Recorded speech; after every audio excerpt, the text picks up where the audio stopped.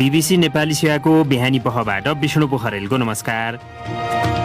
आज कार्यक्रममा होम आइसोलेसनमा बस्नेमा जुनसुकै बेला लक्षण देखिन सक्ने भन्दै सहायताका लागि चिकित्सक सहितको छुट्टै टोली बनाउन विज्ञहरूको सुझाव। लक्षणविहीन व्यक्ति लक्षणयुक्त हुन सक्छ। लक्षणविहीन व्यक्तिलाई पनि त्यतिकै होम आइसोलेसन भनेर छोड्नु चाहिँ मिल्दैन। यातायातका साधनहरू नचल्दा समस्यामा दीर्घ रोगीहरू, कम्ती पनि 6 महिनापछि टेस्ट गर्नै पर्छ, हामीले गर्न पाएको छैन। र अन्तर्राष्ट्रिय प्रसङ्गमा बेलारुसमा हालसम्मकै सबैभन्दा ठुलो सरकार विरोधी प्रदर्शन। तर सुरुमा आजका प्रमुख विश्व समाचार। शरद केसीबाट समाचार सुन्नुहोस्। बेलारुसमा राष्ट्रपति एलेक्जेन्डर लुकासेन्काको राजीनामा र गत साताको विवादित चुनाव पुनः गराउन माग गर्दै राजधानीमा 10,000 मानिसहरूले प्रदर्शन गरेका छन्। स्लोभाकियाका निम्ति बेलारुसका राजदूतले बीबीसीसँग कुरा गर्दै चुनावी नतिजा अनुचित भएको बताए। आधिकारिक परिणाममा राष्ट्रपतिले 80% मत पाएको बताइएको छ। पोल्यान्ड र चेक गणतन्त्रमा पनि बेलारुसका प्रदर्शनकारीको समर्थनमा भिड जम्मा भएको छ। फ्रेन्च राष्ट्रपतिले बेलारुसको शान्तिपूर्ण प्रदर्शनमा युरोपेली सङ्घको समर्थन जारी रहने बताए। आफू विरुद्धको यौन हिंसा र दुर्व्यवहारको मुद्दालाई लिएर बाहिर आउने महिलाको गोपनीयता सुनिश्चित गर्ने कानुन इजिप्टको संसदले पारित गरेको छ। अनुसन्धानले दुर्व्यवहार त्यहाँ व्यापक रहेको देखाएको छ, तर उजुरी दिँदा आफै आरोपित हुने डर महिलाहरूमा रहेको ठानिन्छ। कायरोबाट बीबीसीकी श्याली नेभिल भन्छिन्, सुरुमा सरकारबाट स्वीकृत यो कानुन संसदले अनुमोदन गरेको छ, जसले युवती र महिलाहरूलाई हिंसा विरुद्ध बाहिर आउन प्रेरित गर्ने ठानिएको छ। उक्त कानुन थुप्रै महिलाहरूलाई बलात्कार र दुर्व्यवहार गरेको आरोप एकजना पुरुष विद्यार्थीमाथि लागेपछि सामाजिक सञ्जालमा चलाइएको दुर्लभ अभियानका बीच जुन महिनामा प्रस्ताव गरिएको थियो। त्यसपछि ती युवा पक्राउ परेका थिए। उक्त घटनाले थुप्रै महिलाहरूलाई बाहिर निस्किएर आफूले बेहोरेको हिंसा र दुर्व्यवहार बारेको अनुभव साट्न प्रेरित गरेको थियो। न्युजिल्यान्डकी प्रधानमन्त्रीले कोभिड-19 को पछिल्लो प्रकोपका कारण सेप्टेम्बर महिनाको मध्यमा तोकिएको आम चुनाव सारिएको घोषणा गरेकी छन्। प्रधानमन्त्री जसिन्डा आर्डनले पत्रकार सम्मेलनमा मतदान अक्टोबर 17 तारिखमा गर्ने गरी पछि धकेलिएको बताइन्। त्यसबाट दलहरूलाई चुनावी अभियान पुनः थाल्न पर्याप्त समय दिने उनको भनाइ छ। गत साता संक्रमण फेरि देखिएपछि चुनावी अभियानहरू निलम्बन गरिएको थियो।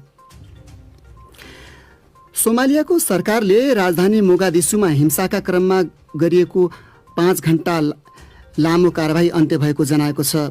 संवाददाताहरूका अनुसार इस्लामिक स्टेटसँग सम्बन्धित अल शबाब समूहले गराएको कार बम विस्फोटमा 20 जनाभन्दा धेरै मानिस मारिएका छन् र हालै बनेको एउटा होटल ध्वस्त भएको छ। गोली हानाहान कैयौं घण्टासम्म चलेको थियो। र अफगानिस्तानमा सरकारी सूत्रहरूले विदेशी सरकारहरू र काबुल भित्रैबाट आएको आपत्तिका कारण निकै विवादित केही तालिबान बन्दीहरूको रिहाई ढिलो हुने जनाएका छन्। गत सप्ताहन्तमा एउटा बृहत परिषदले बाँकी रहेका 400 बन्दी रिहा गर्ने प्रस्ताव अनुमोदन गरेको थियो। तालिबानले देशभित्रका शक्तिबीच शान्ति वार्ता गर्न उनीहरूको रिहाईलाई पूर्व शर्त बनाउँदै आएको छ। यो बीबीसी नेपाली सेवा हो।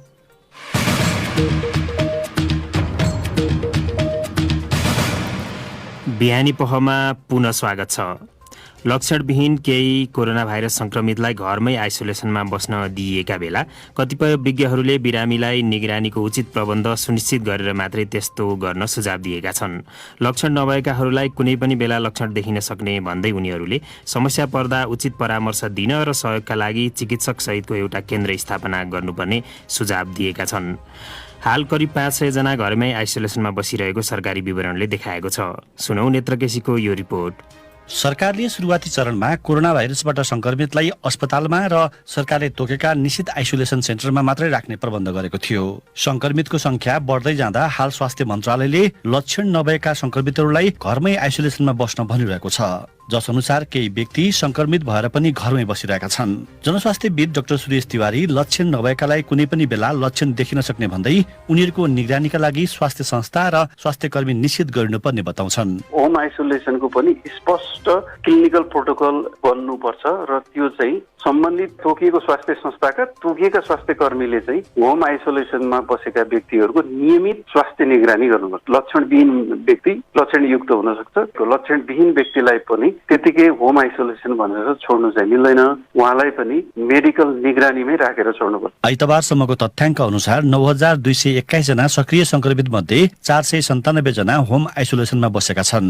घरमै आइसोलेसनमा बसेकाहरूलाई उचित परामर्श दिन एउटा केन्द्र स्थापना गर्नुपर्ने बताउँछन् इपिडेमियोलोजी तथा रोग नियन्त्रण महाशाखाका पूर्व प्रमुख डाक्टर बाबुराम मरासनी। राति 12 बजे कहाँ फोन गर्ने, अब त्यो चाहिँ केही देखिएन कि यो समय त। त्यसको लागि एउटा सिस्टम हुनु पर्यो नि त, एउटा टेलिमेडिसिन सेन्टर हुनु पर्थ्यो। चाहिएको बेला चाहिँ प्रश्न सोध्ने बेला चाहिँ प्रश्नको जवाफ दिने त्यहाँ चिकित्सक अन ड्युटी बस्नु पर्यो, कोही चाहिँ काउन्सिलरहरू अब अन ड्युटीमा बस्नु पर्यो। लौ न मलाई साह्रो पर्यो भन्ने मान्छेलाई एम्बुलेन्स पठाएर ल्याएर अनि इमर्जेन्सीमा ल्याएर हेर्नु पर्यो हो कि होइन भनेर यो नगर्ने हो भने चाहिँ समस्या हुन्छ। कतिपय संक्रमित घरमै बस्दा उनको घरको अवस्था र बसाइका कारण परिवार लगायत समाजमा संक्रमण सर्न सक्ने भन्दै त्यस्तो नहुने कुराको सुनिश्चित गरेर मात्रै होम आइसोलेसनमा राख्नुपर्ने विज्ञहरूको सुझाव छ।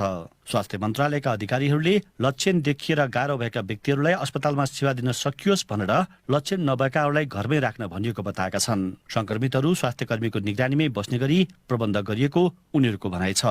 नेत्र केसी, BBC, काठमाडौँ। यसै सन्दर्भमा हामीले स्वास्थ्य मन्त्रालयका सहप्रवक्ता समीर कुमार अधिकारीलाई सम्पर्क गरी होम आइसोलेसनमा रहनेका लागि सरकारले कस्तो व्यवस्था गरेको छ भनी सोधेका थियौँ।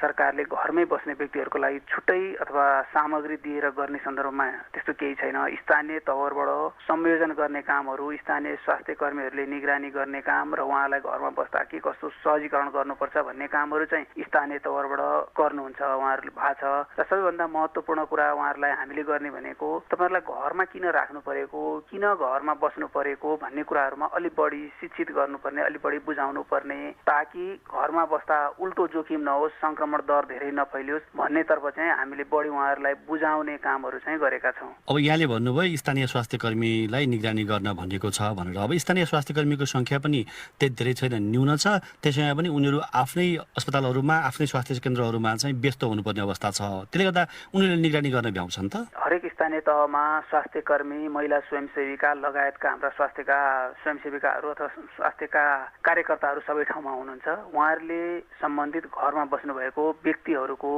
तापक्रम के छ, लक्षणहरू कसरी विकास भएको छ अथवा उहाँलाई गाह्रो भएको छ भने कहाँ पठाउनलाई संयोजन गर्ने, नजिकको कोभिडको लागि कुन अस्पतालमा पठाउनुपर्छ भन्ने कुराहरूमा संयोजन गर्न उहाँहरूले भ्याउने गरी छ। तर एउटै व्यक्तिले धेरैजनाको निगरानी गर्ने अवस्था नहोस् भनेर एउटा स्वास्थ्य कर्मीले बढीमा 50 जनासम्मको मात्र निगरानी गर्ने गरी हामीले तोकेका छौँ। होम आइसोलेसनमा बसिरहेका व्यक्तिहरूले चाहिँ के गुनासो गरेका छन् भन्दा अहिलेसम्म हामीलाई कोही सोध्न पनि आएको छैन, केही पनि छैन, ज्वरो नाप्ने भनेको के हो त्यो पनि थाहा छैन भनेर भन्छन्। त्यस्तो चाहिँ हामीले त्यसरी जानकारी पाएनौँ। त्यस्तो हो भने हामीले त्यसलाई अझ पनि बढी ठ्याक्क तोकेरै हामीले त्यसलाई चाहिँ अलिक सघन बनाउनु पर्ने हुन्छ। तर सबैभन्दा महत्त्वपूर्ण कुरा, हामीले कुनै पनि व्यक्तिहरू घरमा आइसोलेसनमा बस्नुहुन्छ भने उहाँले आइसोलेसनमा बस्दैछु भनेर एउटा फर्म भर्नुपर्छ। त्यो फर्म भरेर सम्बन्धित स्थानीय तहलाई उहाँहरूले नबुझाइकन घरमा बस्न पाउने कुरा हामीले गरेका छैनौँ। सम्बन्धित वडा अध्यक्षले त्यसको संयोजन गरिदिनुहुन्छ र स्थानीय स्वास्थ्य कर्मीले त्यसमा उहाँको म निगरानी गर्छु भनेर हामीले होम आइसोलेसन सम्बन्धी बनाएको जुन निर्देशिका छ त्यसको अनुसूची 5 मा घरको परिवारले पनि, स्थानीय स्वास्थ्य कर्मीले र सम्बन्धित होम आइसोलेसनमा बस्छु भन्ने व्यक्तिले पनि सही छाप गरेपछि मात्र उहाँ होम आइसोलेसनमा बस्ने व्यवस्था गरेका छौँ। त्यस्तो भएपछि स्थानीय स्वास्थ्य कर्मी पनि, स्थानीय जनप्रतिनिधि पनि उहाँको निगरानीमा बढी जिम्मेवार हुनुहुन्छ र उहाँहरूलाई थाहा पनि हुन्छ भनेर भनिएको हो। तर कोही व्यक्ति पोजिटिभ आउँदैमा उहाँहरू चाहिँ तपाईँलाई पोजिटिभ आयो भन्दाखेरि छुट्टै आफ्नै तरिकाले होम आइसोलेसनमा बस्ने गर्नुभयो भने पक्कै पनि स्थानीय वडालाई थाहा हुँदैन, स्थानीय तहलाई थाहा हुँदैन। त्यस्तो भयो भने निगरानी पनि नहुन सक्छ। त्यस्तो नहोस् भन्नका लागि सम्बन्धित जनप्रतिनिधिहरूसँग समन्वय गरेर मात्र होम आइसोलेसनमा बस्न अनुरोध गर्छौँ हामीले। भनिन्छ के भन्दाखेरि सुरुवातमा लक्षण नदेखिए पनि बिस्तारै त्यो पछि देखिन सक्छ भनेर भनिन्छ। अब कसैलाई लक्षण देखियो अथवा केही समस्या पर्यो, राति मध्यरात होला, त्यो बेलामा चाहिँ कसलाई सम्पर्क गर्ने अनि त्यसका लागि चाहिँ उनलाई अस्पताल लैजानका लागि एम्बुलेन्सको प्रबन्ध, त्यस्ता प्रबन्धहरू चाहिँ छैनन् जस्तो देखिन्छ नि। होइन, त्यस्तो लक्षण भएको व्यक्तिहरू कसैलाई पनि लक्षण विकास भयो, त्यस्तो गाह्रो भयो, स्थानीय रूपमै जसले निगरानी गर्नुहुन्छ त्यस्तो स्वास्थ्य कर्मीसँग सम्पर्क भएन, अप्ठ्यारो भयो भने हामीले स्वास्थ्य तथा जनसङ्ख्या मन्त्रालयले 1133 नम्बरको हटलाइन चाहिँ लक्षण भएकै व्यक्तिहरूले सम्पर्क गर्ने र उहाँहरूलाई अस्पताल पुर्याउने आवश्यक संयोजनका लागि हामीले त्यसलाई तोकेका छौँ। त्यहाँ हाम्रो स्वास्थ्य कर्मीहरूले उहाँहरूलाई चाहिँ आवश्यक संयोजन गरिदिने काम गर्नुहुन्छ। उनी थिए स्वास्थ्य मन्त्रालयका सहप्रवक्ता समीर कुमार अधिकारी। साथी नेत्रकेशीसँग कुरा गर्दै अब देशबाहिरको एउटा प्रसङ्ग। बेलारुसमा राष्ट्रपति अलेक्जेन्डर लुकासेन्का विरुद्ध 10,000 विपक्षीहरू राजधानी मिन्स्कमा भेला भएर प्रदर्शन गरेका छन्। हालै नतिजा आएको राष्ट्रपतीय निर्वाचनमा धाँधली भएको र विगतमा प्रहरी हस्तक्षेपलाई लिएर बढ्दो आक्रोशबीच उक्त प्रदर्शन भएको हो। सुनौ बीबीसी विवरणहरूमा आधारित एक रिपोर्ट। समाचारमा जनाइए अनुसार राष्ट्रपति विरोधी प्रदर्शनमा करिब 2,20,000 मानिस सहभागी भएका छन्। विपक्षी नेत्री तिखानोभस्कायाले सप्ताहन्तमा भेला हुन गरेको आग्रहमा त्यो भएको हो। उनी प्रवासमा छिन्। तर भेलालाई सम्बोधन गर्दै उनको पूर्व समूहकी सदस्य मरिया कोलेस्निकोभाले भनिन्, तपाईहरू अद्भुत हुनुहुन्छ। म तपाईहरूलाई माया गर्छु। साथीहरू, यो अन्तिम मौका हो। राम्रो र जनताको पक्षमा उभिनुस्। विपक्षीहरूको भन्दा सानो कयौं हजार मानिसहरूको भिडलाई सम्बोधन गर्दै राष्ट्रपति लुकासेन्का विपक्षीहरू विरुद्ध खनिएका थिए। उनले आफ्ना समर्थकलाई देश र स्वतन्त्रताको रक्षा गर्न आग्रह गरे। बिहानी पखको अन्तिम विषय। कोरोना भाइरस संक्रमण बढेर हवाई तथा सडक यातायात नचल्दा राजधानी काठमाडौँका विभिन्न अस्पताल तथा देश बाहिर गएर उपचार गराएका दीर्घ रोगीहरूले उपचार गर्न र औषधिको व्यवस्था गर्न नपाएको गुनासो गरेका छन्। खास गरी मुटु, मृगौला तथा क्यान्सरका बिरामीहरू प्रत्यक्ष मारमा परेका छन्। झापाबाट उमाकान्त खनालले पठाएको रिपोर्ट सुनौ। 2 वर्ष अघि काठमाडौँमा मृगौला प्रत्यारोपण गराएकी झापाको भद्रपुर नगरपालिका वार्ड नम्बर 8 की माया पकवालले अहिले सवारी साधन नचल्दा र हवाई उडान नहुँदा चिकित्सक भेट्न पाएकी छैनन्। CO लेभल भन्ने टेस्ट गर्नुपर्छ। त्यो हेरेर उसले दबाईको मात्रा घटाउने बढाउने गर्छ डाक्टरले। कम्ती पनि 6 महिनापछि टेस्ट गर्नै पर्छ। हामीले गर्न पाएको छैन। अब ठ्याक्कै बन्द भइगयो। पकवाल जस्ता देशका कयौं मृगौला रोगी छन् जसले आफूले देखाउँदै आएका चिकित्सक भेट्न पाएका छैनन्।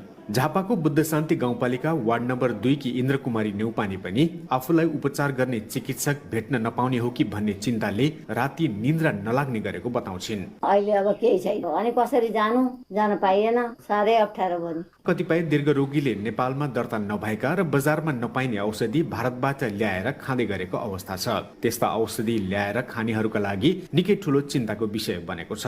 मुटु तथा उच्च रक्तचापका कारण 12 वर्ष अघि टाउकोमा रगत जमेको बेला भारतको सिलगुडीमा शल्यक्रिया गराएर त्यहीको औषधि नियमित खाँदै गरेकी झापा बुद्ध शान्ति 1 की गोमा उप्रेतीलाई अहिले औषधि ल्याउन गाह्रो भएको छ। औषधि दबाई सक्यो अनि आज यो भित्र भाइ छोराले सोधे, मम्मी तपाईको दबाई कति छ भन्दा अनि यति नै छ दबाई भनेर मैले देखाएँ। त्यो पनि सोध्दा मात्रै नभए म बिर्सी जान्छु। अहिलेको बढ्दो संक्रमणका बेला राजधानी वा अन्य कुनै ठूला शहरमा त्यस्ता दीर्घ रोगी नजानु नै राम्रो हुने चिकित्सकहरू बताउँछन्। मेची अस्पताल भद्रपुरका फिजिशियन डाक्टर गोविन्द कणेल, यहीँको जनरल फिजिशियनलाई भेट्ने यही भएको हस्पिटललाई विकल्प त त्यही हो। फोन, इमेल वा सामाजिक सञ्जालबाट आफ्ना चिकित्सकसँग कुरा गर्न दीर्घ रोगीहरूलाई डाक्टर कणेल सुझाव दिन्छन्। उमाकान्त खनाल, बीबीसी, झापा।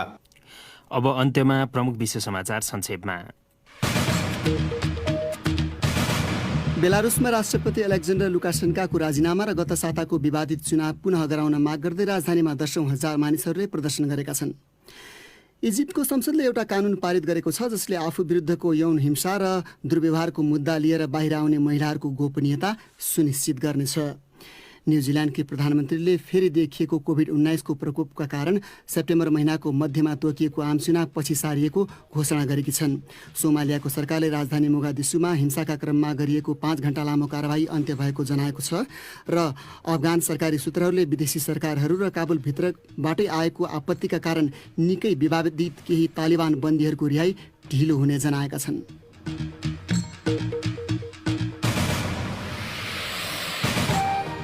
यसका साथै बीबीसी नेपाली सेवाको बिहानी पख यहीँ सकिन्छ। बेलुकी 9:15 बजे साँझ पख लिएर हामी फेरि उपस्थित हुनेछौँ। त्यसबेलासम्मका लागि हामी सबैलाई बिदा दिनुहोस्। नमस्कार।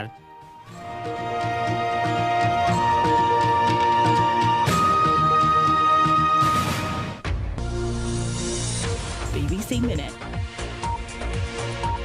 BBC Minute. A 89.6 FM. BBC Minute. BBC Minute, it's William and Susan. Belarus first. Opposition supporters in the capital Minsk have staged their biggest rally yet to protest last week's disputed election. Tens of thousands of people waved red and white flags in the city centre. They want President Alexander Lukashenko out. New Zealand's general election has been postponed because of a fresh COVID-19 outbreak. Prime Minister Jacinda Ardern said pushing it back by a month will give parties time to resume campaigning. Officials in Canada say that around 550 people may have been exposed to COVID-19 at a Toronto strip club. An employee there has tested positive, and authorities are trying to track down visitors. There are fears that many men